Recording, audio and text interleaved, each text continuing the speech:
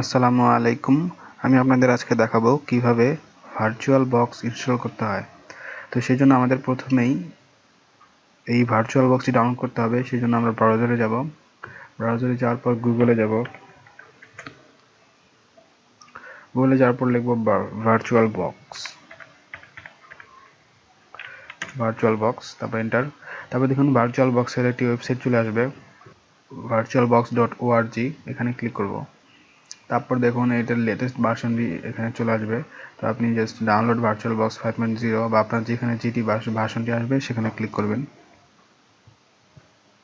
তারপর দেখুন এখানে চলে আসবে যে আপনি কিসের জন্য ডাউনলোড করতে চাচ্ছেন, উইন্ডোজের জন্য, লিনাক্সের জন্য নাকি অন্য কোনো কিছুর জন্য। তো আমি যেহেতু উইন্ডোজের জন্য সেহেতু আমরা এখানে ক্লিক করব। এখানে ক্লিক করলেই ডাউনলোড শুরু হয়ে যাবে। দেখুন এটা আমার একটা ডাউনলোড করা আছে, সেই জন্য এরকম আসছে, আপনাদের এরকম আসবে না।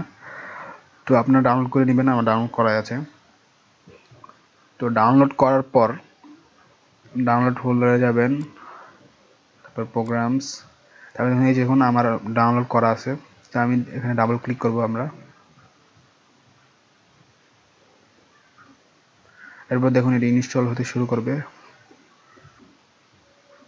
এরপর নেক্সট, তারপর নেক্সট, তারপর ইয়েস দিন, ইনস্টল।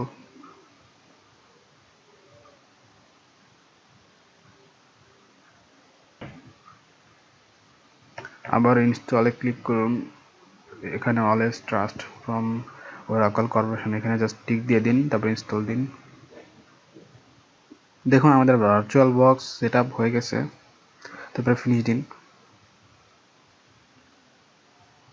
এরপর দেখুন আমাদের ভার্চুয়াল বক্স ওপেন হয়ে গেছে।